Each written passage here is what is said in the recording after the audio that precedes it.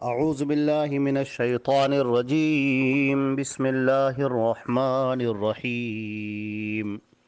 من کان یرید العاجلة عجلنا له فیہا ما نشاء لمن نرید ثم جعلنا له جہنم یصلاها مذموما مدحورا۔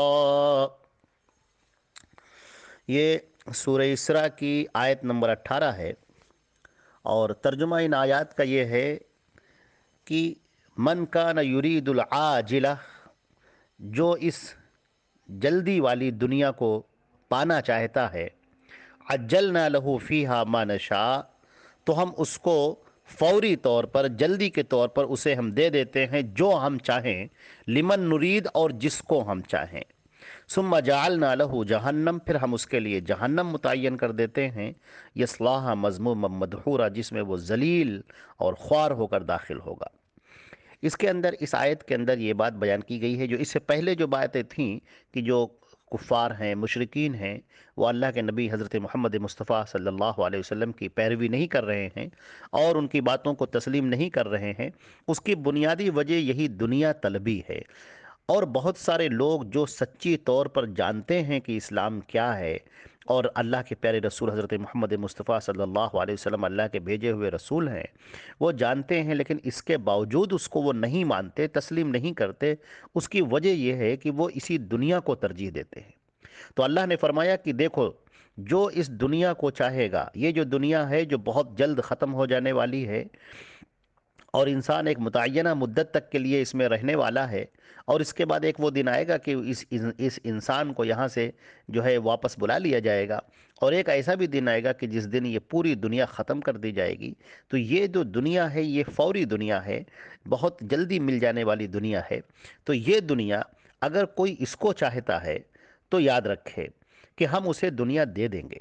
جو دنیا چاہتا ہے تو اسے دنیا مل جائے گی، لیکن ما نشاء، جتنا ہم چاہیں گے اور جس کو ہم چاہیں گے۔ ایسا نہیں ہے کہ جو بھی دنیا کا طالب ہے ہر شخص کو دنیا مل ہی جائے۔ جو آدمی اللہ کو، آخرت کو چھوڑ کر جو صرف اسی دنیا کو کمانے کے پیچھے لگا رہتا ہے، دنیا کو طلب کرنے میں لگا رہتا ہے، کوئی ضروری نہیں کہ اس کو دنیا مل جائے۔ دو باتیں ہیں، ما نشاء و لمن نشاء، ہم جتنا چاہتے ہیں دیتے ہیں اور جس کو چاہتے ہیں دیتے ہیں۔ یہ بات بہت اچھی طرح سے ذہن نشین کر لینی چاہیے۔ تو یہ تو معاملہ اس شخص کا ہوا جو اللہ کو نہیں مانتا، اس کے رسول کو نہیں مانتا، آخرت کے دن کو نہیں مانتا، اور وہ دنیا ہی میں لگا ہوا ہے، اور اسی دنیا کے لیے وہ اللہ کا انکار کرتا ہے، اس کے رسول کا انکار کرتا ہے۔ وہ اسی دنیا کی جاہ میں، اسی دنیا کو پانے کے لیے رسول کی اطاعت نہیں کرتا ہے، اللہ کے فرمان نہیں مانتا ہے، اسی دنیا کے لیے۔ اللہ تعالیٰ فرماتے ہیں کہ کوئی ضروری نہیں ہے کہ اس کو یہ دنیا مل ہی جائے، یہ دنیا ہم دے دیتے ہیں، لیکن اسی کو جس کو ہم چاہیں گے اور جتنا ہم چاہیں گے اس کو دیں گے۔ لیکن یاد رکھو کہ اس کے بعد جب وہ آئے گا ہمارے پاس، تو پھر اس کے لیے جہنم ہے،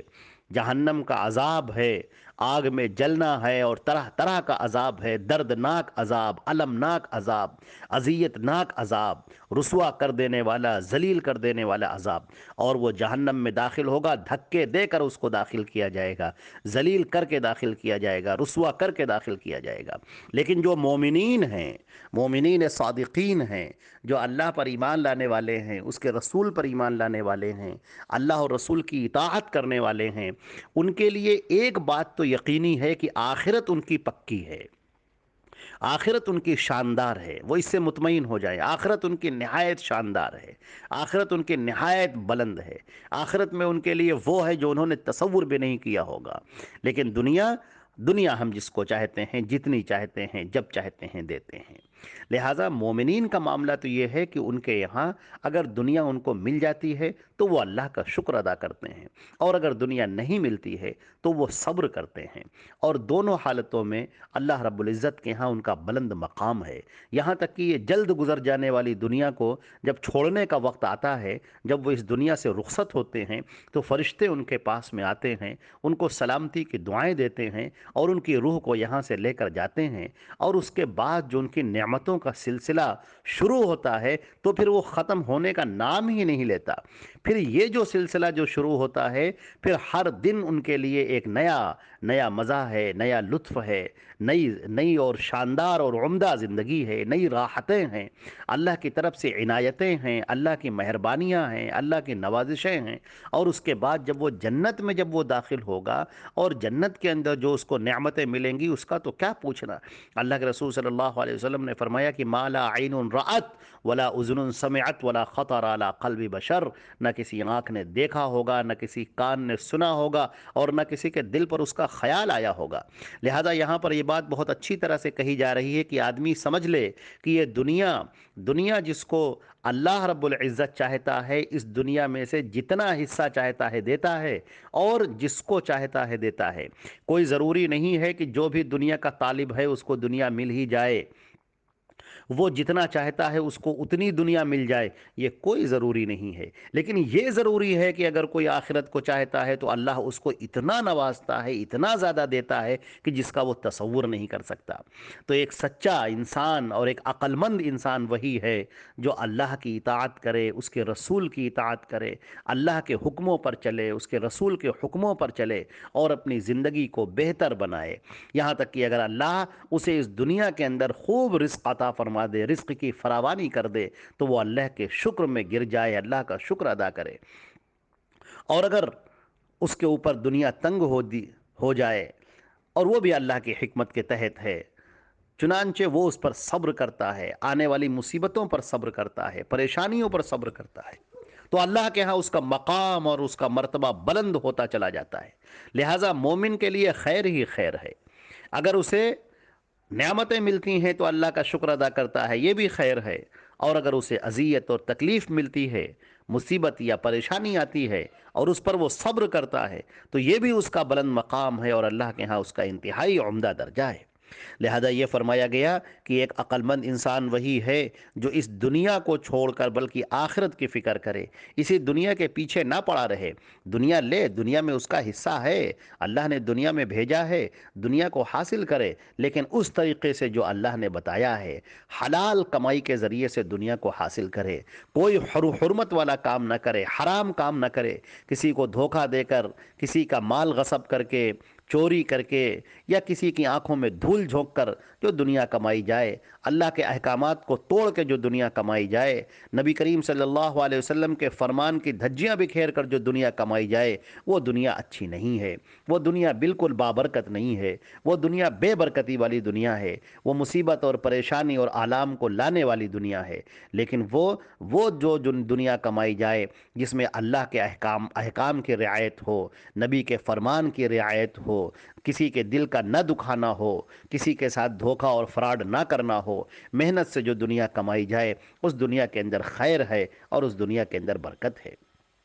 چنانچہ یہ بات فرما دی گئی کہ یہ جو کفار اور مشرکین جو اپنی دنیا کو ترجیح دے رہے ہیں، اسی دنیا کے اندر مال و زر جمع کرنے کے لیے لگے ہوئے ہیں، اور نبی کی باتوں پر کان نہیں دھر رہے ہیں، اللہ کے رسول کی بات نہیں تسلیم کرتے ہیں، اور آخرت کی فکر کرنا ہی نہیں چاہتے ہیں، تو وہ یہ کتنی دنیا پالیں گے؟ جتنی وہ چاہتے ہیں کوئی ضروری نہیں کہ ان کو دنیا مل جائے، اور جو چاہتا ہے ہر ایک کو مل جائے یہ بھی ضروری نہیں ہے۔ تو اسی دنیا کمانے کے لیے وہ لگے ہوئے ہیں۔ ایک وہ دن آئے گا کہ اسی دنیا کو چھوڑ کر چل دیں گے۔ جو انہوں نے کمایا، جو انہوں نے اکٹھا کیا، نہ مال ان کے کام آئے گا، نہ اولاد ان کے کام آئے گی، نہ دوست ان کے کام آئیں گے، نہ رشتہ دار ان کے کام آئیں گے، نہ بڑی بڑی بلڈنگیں ان کے کام آئیں گی، نہ بڑی بڑی پراپرٹیز ان کے کام آئیں گی، نہ بینک بیلنس ان کے کام آئے گا، نہ سونے اور چاندی کے زیور ان کے کام آئیں گے۔ یہ کچھ بھی کام نہیں آئے گا۔ جو انہوں نے عمل کیا ہوگا وہ عمل ان کے ساتھ میں جائے گا، اور اس کی بنیاد پر ان کا فیصلہ کیا جائے گا، وہ صاحب ایمان ہیں یا وہ صاحب ایمان نہیں ہیں۔ اگر وہ ایمان لے کر اس دنیا سے جاتے ہیں تو ان کے لیے بہت مبارک ہے وہ دنیا جہاں وہ منتقل ہو کر جا رہے ہیں۔ اگر ایمان نہیں ہے، کفر کی حالت میں جا رہے ہیں، شرک کی حالت میں جا رہے ہیں، اللہ کو ناراض کر کے اس دنیا سے جا رہے ہیں، مجرم اور طاغی اور خاطی بن کے اس دنیا سے جا رہے ہیں، تو اس دنیا میں ان کا استقبال نہیں کیا جائے گا۔ پھر ان کے لیے وہاں بھی تباہی اور تباہی ہے، جہاں پر وہ پریشان ہو کر کہیں گے کاش کی قیامت قائم ہی نہ ہو، اور وہ اپنی اسی مصیبت میں اور پریشانی میں رہیں گے۔ یہاں تک کہ وہ بینہما برزخ الی یوم یبعثون، اور قیامت کے دن سے پہلے پہلے ان کے لیے آڑ رکھ دی گئی ہے، نہ وہ اس دنیا میں آ سکتے ہیں یہ والی دنیا میں، اور نہ وہ قبر کی دنیا سے نکل کر کسی اور دنیا میں جا سکتے ہیں۔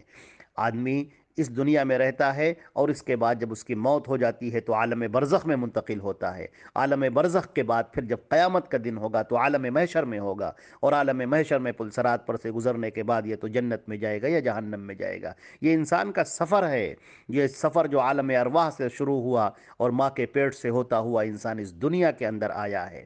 اب اسی دنیا کے اندر وہ نیک کام کر لے، اللہ اور اس کے رسول کی اطاعت کر لے، ایمان کو حاصل کر لے، اپنے اندر تقوی پیدا کر لے، اور آخرت کی فکر کرتا ہوا اس دنیا سے جائے، اللہ سے توبہ استغفار کرتا ہوا جائے، نیک اعمال کرتا ہوا جائے، تو جب وہ عالم قبر میں پہنچے گا جس کو عالم برزخ بھی کہا جاتا ہے، تو وہاں کی دنیا بہت شاندار ہوگی اور نہایت عمدہ ہوگی۔ صبح و شام اس کو جنت اور دوزخ کا ٹھکانہ دکھایا جائے گا۔ مومن کہے گا کہ اے اللہ جلدی قیامت قائم کر دے تاکہ مجھے جنت مل جائے، اور کافر اور مشرک کو، منافق کو جب دکھایا جائے گا، اسے جنت بھی دکھائی جائے گی اور دوزخ بھی دکھائی جائے گی، تو وہ کہے گا کہ اے اللہ جلدی قیامت نہ قائم کر تاکہ مجھے اپنی سزا نہ ملے۔